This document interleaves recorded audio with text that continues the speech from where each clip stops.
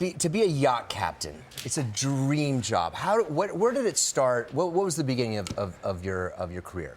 I did a few trades when I was younger, a mechanic and a plumber, and then I'm a bit of a nomad. I hitchhiked around the world, and I used to play professional sport back in Australia, rugby league, and I came over here to play, and I went up to Rhode Island to visit a friend and jumped on a boat and forgot about sport and used my trades to become an engineer. Because I think a boat captain, at least from watching Below Deck, you have to be able to do everything. Yeah, right? So that was a good way to start, wasn't it? In the engine room, and then so I kind of, a bit all-rounded, I suppose. How big was the boat when the first one you started on? It was 150 foot. So so a big one. Yeah, right I was just the engineer's assistant, but then after that, I was an engineer on a 110-foot boat.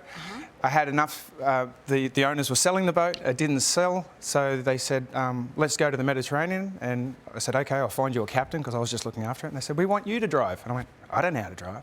You didn't know how to drive? No, but I had enough sea time to actually get my certificate, and I was 28 years old, and either sink or swim, really. Wow, no pun intended. No pun intended. This may be a ridiculous question, but do you ever get seasick? Yeah, sometimes, yeah, really? for sure. Especially if you're as an engineer being in the when you're in the when the aromas come up, those bad aromas. Yes.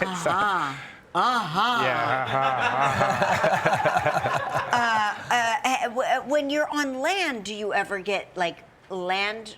Yeah, land. sick? Yeah, that happens. Yeah, when you do a crossing across the Atlantic and stuff, and you've been at the ocean for so long, and you get on the land, you get the little wobbles. Yep. You have a 10-year-old daughter. Oh yes. Does she ever come with you? She has in her younger days, for sure. But I've been cruising so remotely lately. I've been focused on Asia. She lives in Bali now. But she grew up in the Philippines. She's a little Australian girl that has this unique Filipino empathy and character, and she speaks fluent Tagalog, and she's. That's cool. Yeah, that's so cool. Yeah, she's. Listen, I talked to you backstage. You are a real guy. You're super humble. I don't see you as liking the spotlight. How did you get involved in reality TV? How did that happen? You're such a great guy. How did that happen to you? Well, I know it did. I was cruising around in Asia, doing very remote locations, and I was in Australia for a period, and then COVID hit. And I couldn't get out of Australia to see my daughter Saskia, so I didn't see her for about 18 months. Oh my gosh. Which hurt. That hurts. Yeah. And then Bravo reached out to me, and I was like, I'm not doing that show.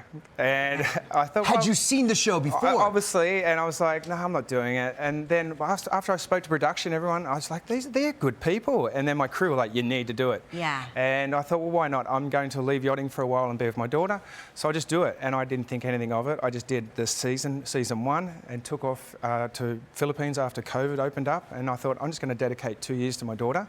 And over these 2 years, we've done 2 seasons, and we've got the 3rd one coming out.